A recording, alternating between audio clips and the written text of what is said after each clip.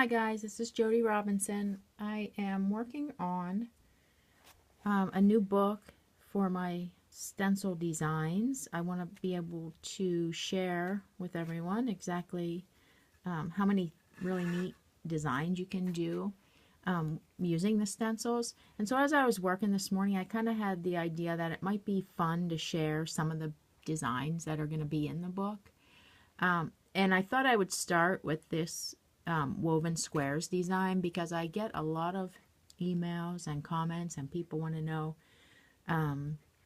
about the stitching path of this one.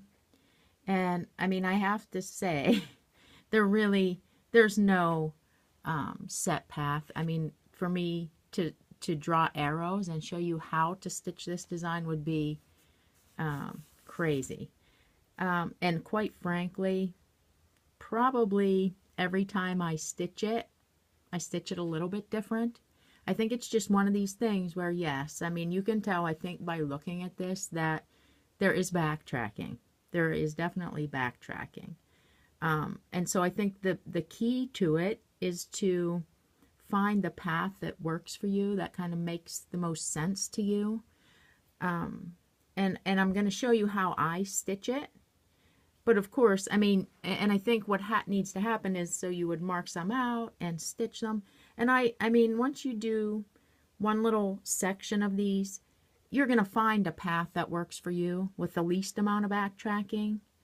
One thing that I do like to do is, you can see here that I've already stitched the main outline. So I marked the basic stencil, which is, this is what it would look like when you mark the stencil.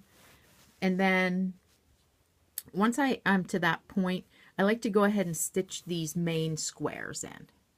It just kind of stabilizes everything, and then I go back in and work my way through, you know, each of these squares to fill them in.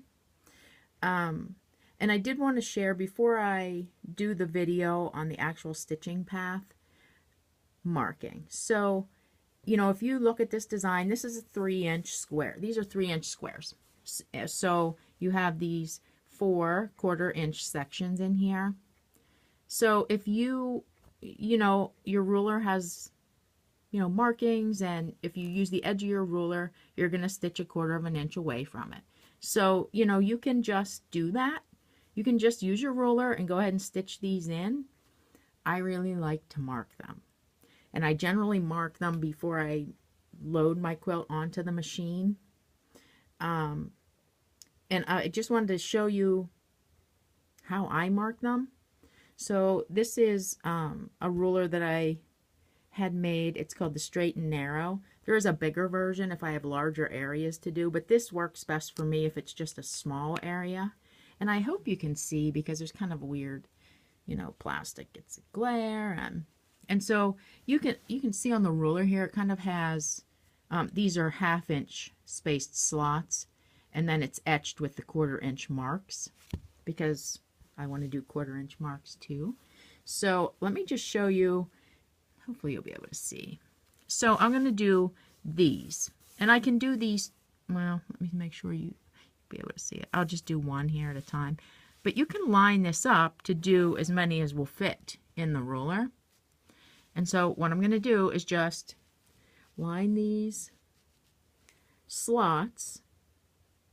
There's not one there, but that's the edge. Here's the slot. So I'm just going to mark in there. I can then shift the ruler so you can see that one of the etched lines is now over top of what I just marked. And I just need to mark those two. And it just gives you perfectly spaced little lines. And so you can see, if I lined this up, I would be able to travel the whole, as long as the ruler is, and mark all of those at once. So to do this one, same thing. Just line it up however you want. Whether it's on the slots or on the etched lines, it really does not matter which one you do first. Line, shift it over, line, line, done. And it's really easy. I mean, sure, you can use your little ruler. I mean, that will work just fine if you choose to mark. You could use your little ruler and mark little lines here. But I will say, for me, what I tend to do is, so if you line, let's say, let me see here, I have a regular ruler, so if you do it with the regular ruler, you're just going to want to, so let's say you're going to mark, well, let's go with this section up here. So you're going to put your ruler here, and I have it at 1/4 inch, okay? So if I mark right here, and then slide it up to the 1/4 inch, mark, I'm already short. Because the problem is, you know, you're using up space with the width of your marking tool. So if I mark with a regular ruler, what I do, and I would guess, I don't know if you can even see it on the camera, but I'd line it up with the 1/4 inch and then pull it back just a hair to make up for the marking. And so, you know, to kind of make it evenly spaced. If you don't want to mark them all, I mean, you really don't have to. It just, I like to.